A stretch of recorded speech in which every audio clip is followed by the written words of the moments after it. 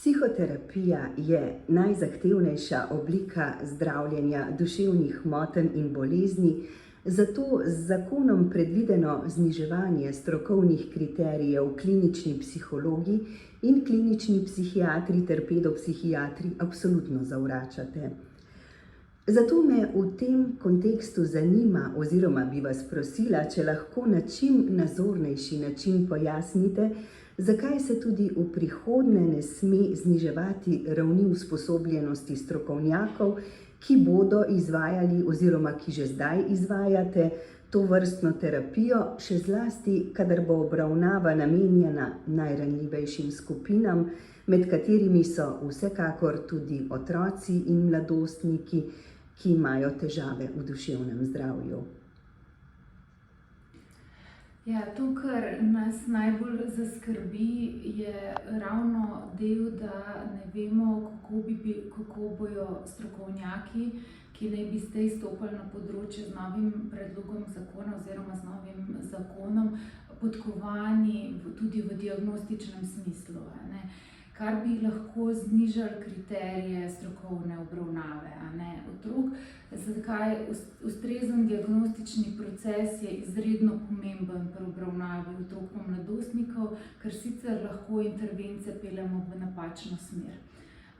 Kot vemo, da pri otrocih in mladostnikih, ker imajo bodisi zdravstvene težave v zdravju, v telesnem zdravju ali pa tudi v duševnem zdravju, niso vedno psihoterapevtske intervence tiste, ki so prvega izbora. Včasih so intervence, ki jih potrebujejo, drugačne, se pravi, da rabimo sestanke s šolo, ureditev domačih razmer. Različne in številne intervence so, ki jih bodisi klinični psihologi, bodisi specialisti otroške in mladostniške psihiatrije sedaj uporabljamo in izbiramo posamezno glede na vsakega otroka, ki ima težave. Ja, bi se strinjal, nas skrbi, kako v bistvu je stroka izključena, ta klinična stroka, ki je nekako delujoča in prevzema breme in je operativna in je bila izključena iz tega zakona, in se nam zdi, da to prinaša neko tveganje, skrbi, vezana seveda na znanja, ki so vprašljiva v smislu kliničnih izkušenj. Namreč mi se kalimo leta in leta, poleg medicinske fakultete in vsega ostalega, vidimo veliko primerov, zraven imamo mentorje, ki imajo precej dolgoletnih izkušenj, kateri nas učijo in nam kažejo in nam kasneje pomagajo prepoznavati te ranljive posameznike. Stvar, ki je tudi pomembna, je ta, da tudi poznamo ljudi, ki so del mreže. Vemo, s kom imamo opravka, poznamo klinične psihologe, kdo so, tudi posamezno, ker smo se skupaj kalili, kdo so zdravniki, psihiatri, kdo so pediatri, kdo so delovni terapevti, kdo so pedagogi, ki z nami sodelujo, kinezioterapevti. Vsi, ki so del tega tima, ki obravnavajo še posebej pa bolj kompleksne primere, pa zahtevnejše. Skrbi nas, da bo prek tega zakona, da bo prišle zraven neke vsebine pa prakse, ki so morda klinično nepreverjene, ki so nam neznane. Vprašanje, če so na znanosti temeljujoče. Ob tem seveda znajo biti tudi kakšne posledice, skrbi nas, kakšna bo kakovost, kako bomo zaščitili posameznika pred neznanimi praksami, kdo bo prevzel na koncu koncev odgovornost. Saj mi, kot stroka, ko pride neka oseba, ki nam obravnava, prevzemamo odgovornost za te posameznike. Kar se mi pa zdi, saj glede na moje klinične izkušnje, da pri drugih praksah, ko stvari ne gredo, nihče ne prevzema odgovornosti. Lahko morda s kakšnim povednim primerom ponazorite, kako in zakaj bi neustrezna, nekompetentna, necelovita psihoterapevtska dejavnost, ki ne ustreza niti minimalnim strokovnim kriterijem klinične psihološke ali pedopsihiatrične obravnave, lahko povzročila škodo obolelim, Zakaj je pristop, ki so mu poslanci v sklopu prvega branja sicer že prižgali zeleno luč, po vaši oceni ne le strokovno, ampak tudi etično sporen? Okay, recimo mene najbolj skrbi za to, da bi lahko recimo že samo bodisi ali pediatri ali družinski zdravniki lahko napotovali otroke v tovrstno psihoterapijo, preden bi bili deležni prej strokovne ocene, kaj točno je težava. Tako bi se lahko potem otroci večino svojih težav kažejo preko vedenjskih in čustvenih težav. Ni pa vedno ozadje to, da ima otrok vedenjske in čustvene težave, rezultat ni vedno v ozadju to, da ima mogoče težave v družini ali pa težave na duševnem področju, lahko so težave tudi razvojno-nevrološke, lahko gre v ozadju za bolezni, ki izhajajo čisto iz biološke osnove otroka, kot v smislu motnje pozornosti in aktivnosti ali pa avtizma, spektro avtistične motnje. In to so stvari, ki nas skrbijo, kolikor niso primerno v osnovi diagnosticirane, da bi potem bilo na napačen način obravnavane. Gre se tudi za to, da diagnostika in terapevtska obravnava kasneje otrok potekata sočasno in tudi ta proces ni končan, da bi rekli tako, bomo otroka najprej pregledali, ugotovili, kaj je in smo s tem zaključili in vemo. Proces teče naprej, podobno kot pacientka je sprejeta v bolnico. Terapija in diagnostika hodita z roko v roki. Pacient je vsak dan naprej, ki je v bolnici hospitaliziran, deležen vsak dan presojanja, ali smo na pravi poti s tem otrokom. Zato se nam zdi ključno, da strokovnjaki, ki prihajajo v stik z otroci in mladostniki z kakršnimi koli težavami, so podkovani tako na diagnostičnem kot na terapevtskem področju. In to si prizadeva ta stroka klinične psihologije in specializacija iz specialisti otroške in mladostniške psihiatrije. Vsi ti postopki podpore in celostne obravnave se morajo, kot razumem, odvijati sinhrono, kajti otrokove, mladostnikove težave lahko izhajajo tudi iz njegove osnovne bolezni, ki ni nujno prvenstveno povezana z duševnim zdravjem, vendar pušča odtis tudi tukaj. Točno to, kot pravite. Jaz recimo prihajam iz oddelka, kjer delamo z otroci s kroničnimi boleznimi.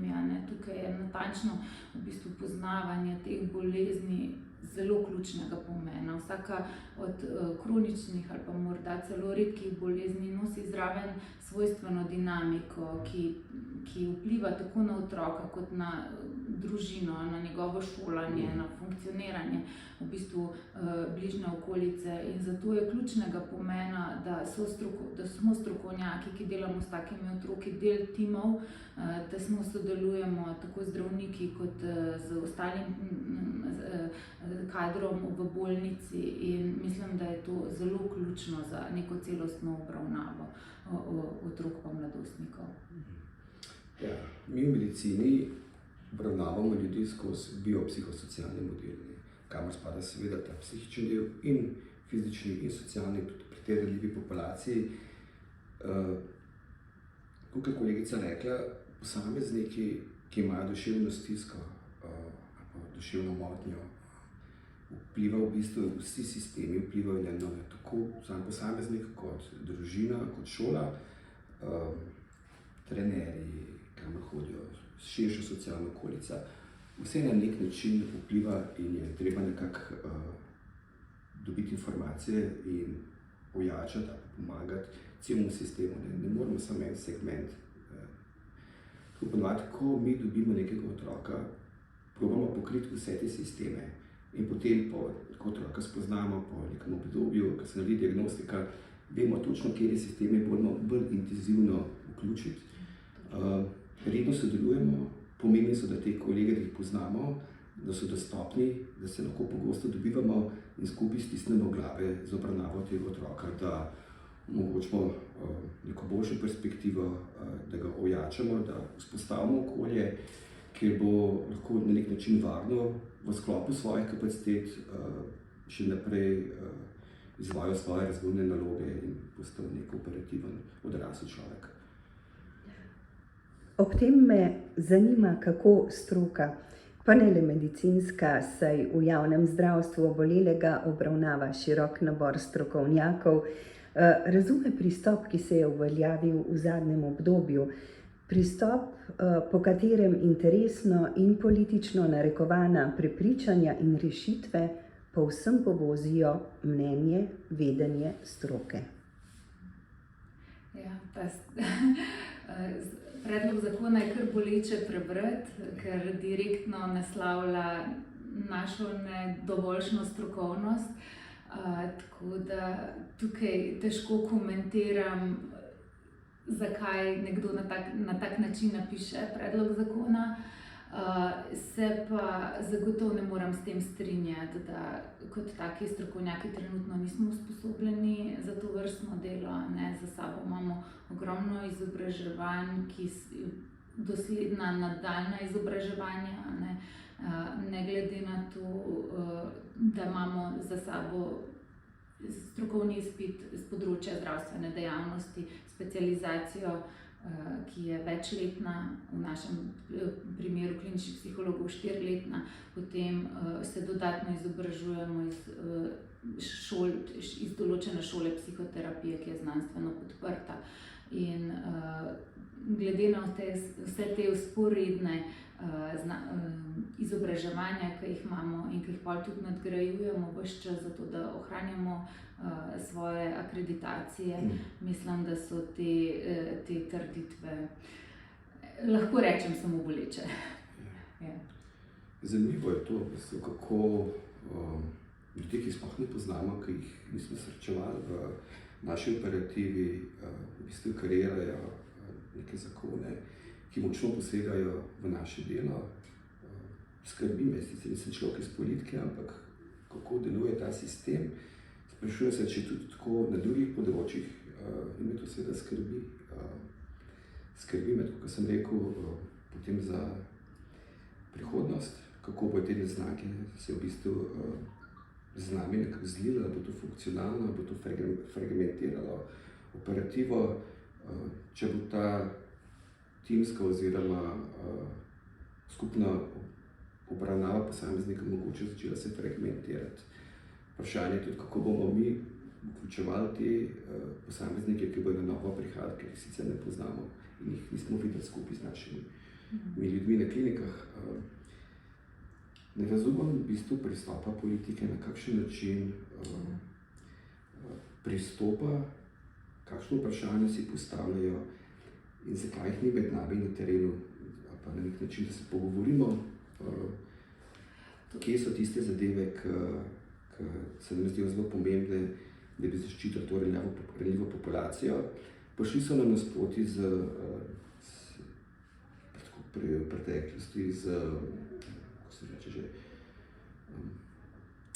tem, ki so dovolili dodatne specializacije za klinične psihologe, v duševnem zdravju. Ja. Ta del, ki ste razumeli, to je dolgoletno zanemarjanje stroke, zdaj pa se to res postavlja in z tega stališča se mi zdi pa zelo dobro.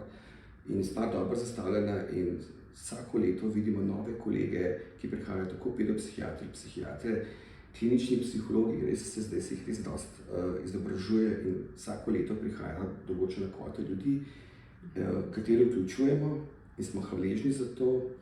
Skrbi me morda, da tudi zaradi tega zakona, ker bo neka druga struja prišla zdrava, mogoče ti kolegi ne bojo zaposleni. To me skrbi. Ja, tukaj se res moram strinjati s tabo, ker ne moram reči, da ni bil sektor duševnega zdravja v javnem zdravstvu podhranjen in zelo dolgo se ni ničesar investiralo v sistem. V času, ko sem jaz iskala zaposlitev, ni bilo v celem letu niti enega razpisa, tako da nas je veliko kolegov volontiralo pripravništvo. To je ena stvar. Trenutno vemo, da bo v letošnjem letu vsaj 50 novih specialistov klinične psihologije, tako da stvari se eksponentno izboljšujejo.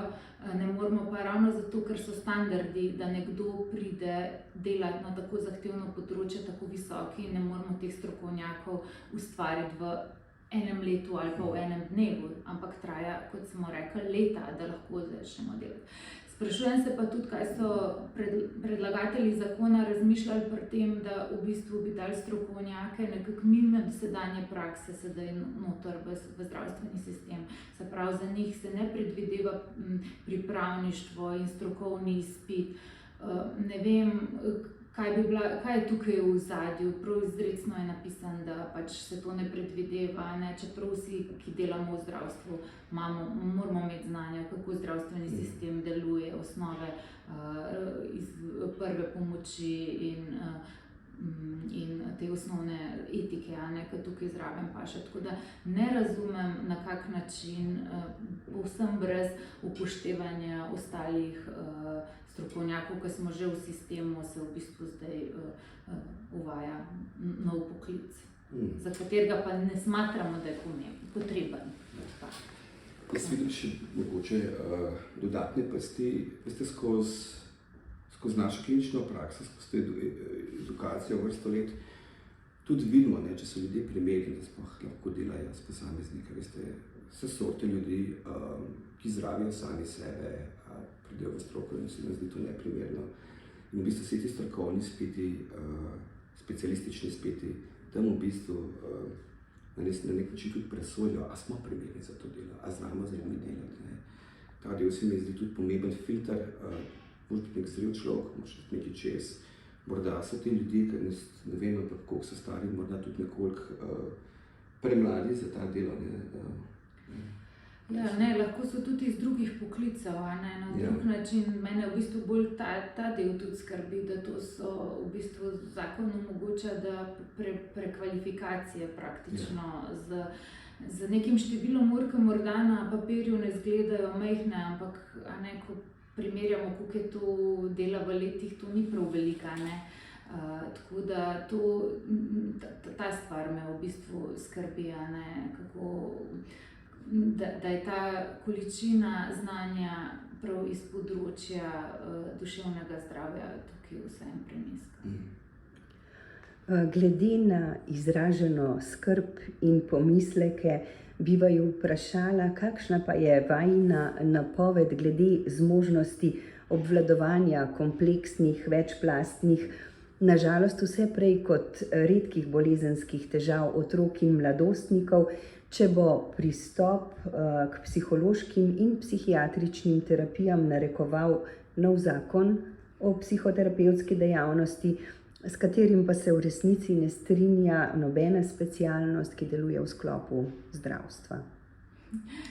To si jaz zelo težko predstavljam, glede na to, da nekateri, vkolikor ne pozna tak strokovnjak, ne pozna celostne oskrbe takih otrok, morda tudi svetuje opustitev določenih terapij. To se mi zdi še posebej zaskrbljujoče, in lahko dodatno zmede otroka, družino, bolnike.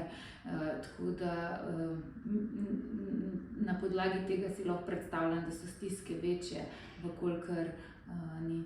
Malo mogoče lahko primerjamo z družino, otrok odrašča v družini, kjer so mnenja, ideje in vrednote staršev povsem na drugih bregovih reke, tak otrok bo zelo težko razvil neko svojo osebnost koherentno in tako, kot bi jo mogel, ker bo zelo razpet med temi dvema staršema. Na podoben način si predstavljam, da so lahko bolniki v eni taki vlogi, ker bojo razpeti med različnimi strokovnjaki, ki lahko dajo različne usmeritve. Ja, morda če že sami se postavim v kožo kolegov pediatrov ali pa zdravnikov družinske medicine, kjer se bo na nek način dalo breme, da že sami odločajo mogoče pa več o stvarih, ker tudi sami želijo se iz psihiatrije, iz klinične psihologije in bojo mogli usmerjati psihoterapevtsko. Tukaj je že mogoče neko tveganje, če so v osnovi. ta fragmentacija je v bistvu nevarnost, zato ker ne bomo sodelovali s temi kolegi, verjetno manj, ker jih ne poznamo. Je možnost, da bomo slabše sodelovali, ker stvar, ki je pomembna, je tudi, da ko se zgodi v neki družini neka duševna stiska, seveda raste nek pritisk, stiske tudi staršev, mi rečemo včasih bolezenski pritisk in včasih je tudi stigma in ne pridejo in poiščejo neko drugo pomoč. Ta druga pomoč ne prepozna resnosti ali pa nekih plazečih resnih procesov v ozadju, ki so vezane za pedopsihiatrijo, na primer. In nekaj časa tega otroka vodijo leta, zna biti tudi, in se seveda dela škoda, ker je čas pomemben. In potem seveda taki starši, ker se stvari ne zgodijo, otrok postane nefunkcionalen, na primer, pride na urgenco, ki jo potem mi rešujemo in je stvar težje reševati, ker so mogoče že pretekle neko obdobje, ki bi lahko bolj optimalno zdravili. Ta del srečujem tudi v sami praksi, kot sem rekel, tudi zato nihče ne prevzema odgovornosti. Ja, se strinjam in se lahko ena motnja fejst ukrepi, ker se ne prepozna res prave dinamike, preden se pride do pravih diagnoz, ki so pa zelo ključne. Starši v bistvu na nek način na začetku čutijo olajšanje, kasneje so pa občutki krivde. Kar pa je tisti del, ki mene najbolj skrbi, je pa, da nekateri ljudje, ki so psihoterapevtsko vodijo te posameznike, leta in leta ne prepoznajo in ne usmerijo naprej resnih zadev, ki bi pa mi mogli absolutno obravnavati. Tako recimo primer motenj hranjenja. Primer, ja. Otroci so globoko podhranjeni, telo je nefunkcionalno in pride na urgenco in starši reče, se smo poiskali psihoterapevta, že 1 leto se vodi. In osnova stroke je, da se otroka je treba nahraniti. To je prvo zdravilo. In ko je otrok pridobi neko telesno težo, ko možgani začnejo funkcionirati, ko se telo okrepi, takrat je stvar diagnostike, tima, kje ta otrok potrebuje pomoč, kje ta družina potrebuje pomoč, takrat je mogoče čez tudi za psihoterapijo in naprej.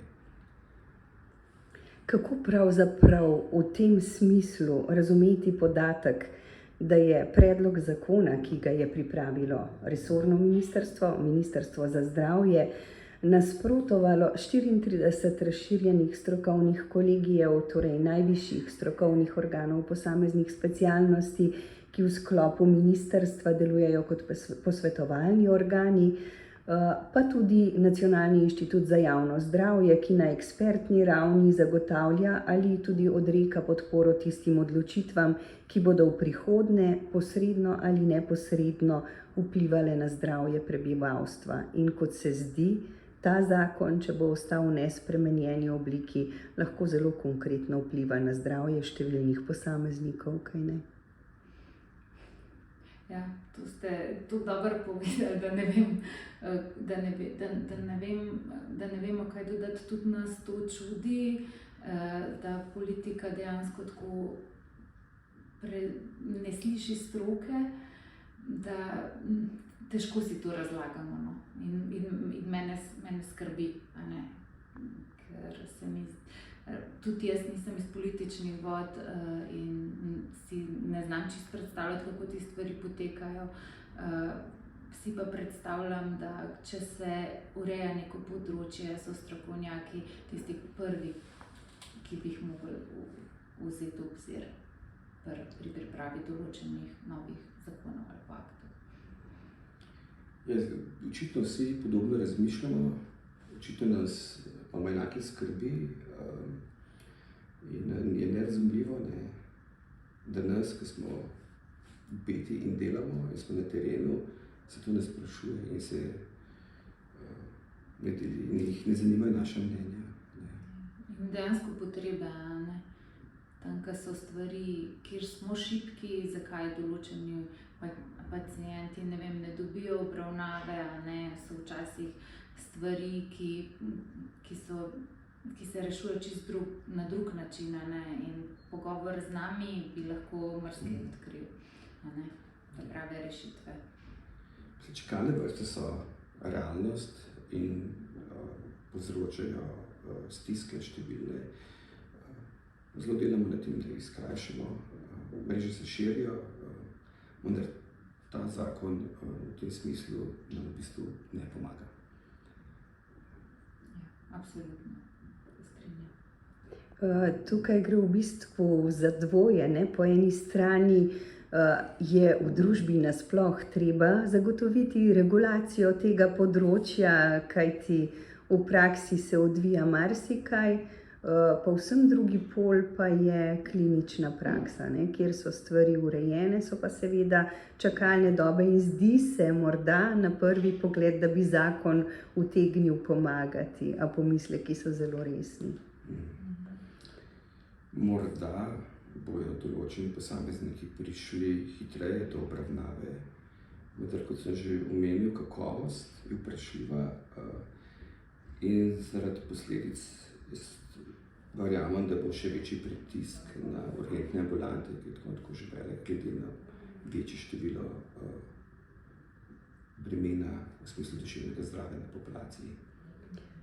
Podporo predlogu zakona o psihoterapevtski dejavnosti je odrekel tudi Državni svet. Menite, da bodo vsi ti postopki in procesi vendarle spodbudili razumni razmislek pri uvajanju novosti, pri katerih nikakor ni ključnega pomena politično odkljukanje zastavljenih ciljev, ampak bi morali vsi ti dokumenti biti usmerjeni predvsem v omogočanje ažurnosti, kakovosti, celovitosti in varnosti celostne obravnave obolelih. Kaj menite, bo prišlo do premika, bo glas razuma morda vendarle uslišan? Veseli nas, da obstaja tudi znotraj države telo, ki vidi zadeve razumno. Se tega veselimo in se pridržujemo kritiki Državnega sveta. Upam, da bojo kolegi mogoče v parlamentu premislili, se poglobili, nas vprašali in morda se premislili in glasovali po svoji vesti, ki upam, da je v skladu s stroko, na čemu temelji v bistvu vse. Na koncu koncev. Stroka je pomembna na vseh področjih, ima svojo tradicijo, znanja, neke načine delovanja, ki delujejo in jih ni za spregledati. Ja, jaz se popolnoma strinjam. Jaz upam na zdrav razum, na tok zdravega razuma, da nekaj, kar se je leta strokovno gradilo, se bo upoštevalo. V Univerzitetnem kliničnem centru Ljubljana in na klinikah, ki delujejo v sklopu te naše terciarne zdravstvene ustanove, ste bili pravzaprav prvi, ki ste povzdignili glas proti pod navednicami rešitvam, ki jih prinaša omenjeni zakon. Kaj bi k temu dodali danes? Kaj poslancem, ki bodo kmalu nadaljevali s postopki za sprejetje predloga zakona, polagate na srce? Pa ne le v imenu stroke, ampak tudi obolelih, tudi vaših pacientov, ki jim pomagate na dnevni ravni. Mogoče, da za razmisliti o interesu predlagateljev zakona oziroma ljudi, ki so sodelovali pri tem, ali so v ozadju res tisti nameni izboljšati družbo, izboljšati stanje otrok pa mladostnikov in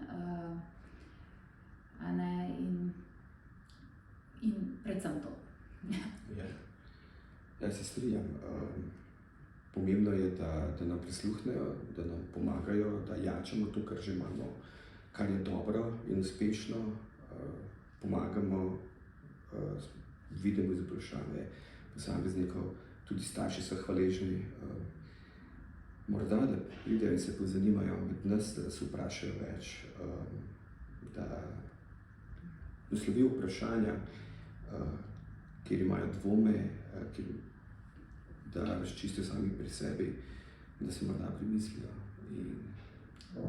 Ja, in če je res v ozadju dobrobit družbe, dobrobit posameznikov z izzivi na duševnem zdravju, s telesnimi težavami, da potem res se povežejo za stroko in bomo res prišli do dobrih rešitev, ker želimo, mi pa tudi prepoznavamo, da določene izboljšave bi bile smiselne. Ja.